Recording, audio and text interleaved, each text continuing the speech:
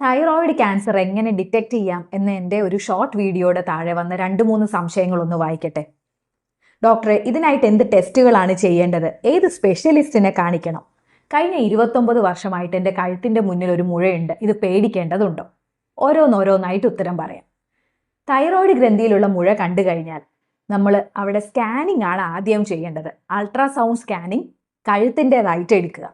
ഇതിൽ തൈറോയിഡ് ഗ്രന്ഥിയുടെ വലിപ്പം എത്രയാണെന്ന് മനസ്സിലാക്കാം, അവിടെ ചെറിയ മുഴകളുണ്ടോ എന്ന് മനസ്സിലാക്കാം.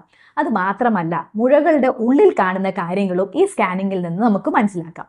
ഈ മുഴകളുടെ ഉള്ളിൽ കാണുന്ന ഫീച്ചേഴ്സ് അനുസരിച്ചിട്ടാണ് ഈ മുഴ നോർമൽ ആയിട്ടുള്ള മുഴയാണോ, അതല്ലെങ്കിൽ ക്യാൻസറിന്റെ മാറ്റങ്ങൾ വന്നിട്ടുണ്ടോ, ഇനി സംഭവിക്കാൻ ഇടയുണ്ടോ, ഇത്തരം കാര്യങ്ങൾ അൾട്രാസൗണ്ട് സ്കാനിങ്ങിൽ നിന്ന് നമുക്ക് മനസ്സിലാക്കാം.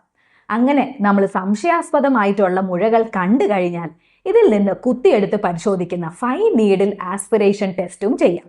ഇത് രണ്ടും കൂടെ കൂട്ടുമ്പോൾ നമുക്ക് തൈറോയിഡ് ഗ്രന്ഥിയിൽ ക്യാൻസർ ഉണ്ടോ, അതല്ലെങ്കിൽ വരാൻ സാധ്യതയുള്ള ചെറിയ മുഴകളുണ്ടോ എന്ന് മനസ്സിലാക്കാൻ സാധിക്കും. ഇനി കുറേ കാലമായിട്ടുള്ള മുഴയ്ക്ക് നമ്മൾ പേടിക്കേണ്ടതുണ്ടോ? ഇത് ചെറിയ മുഴയാണ്, ഇത് വലിപ്പം വെക്കുന്നില്ല, വേദനയില്ല, ഇതിനോടനുബന്ധിച്ച് കഴുത്തിൽ ചെറിയ കഴലകളൊന്നും വലുതായിട്ടില്ല, ശബ്ദത്തിന് വ്യത്യാസമില്ല, ഭക്ഷണം കഴിക്കുമ്പോൾ തടസ്സമില്ല, ഇത്തരം ലക്ഷണങ്ങളൊന്നുമില്ലെങ്കിൽ ഇതിനെക്കുറിച്ച് പേടിക്കേണ്ടതുമില്ല.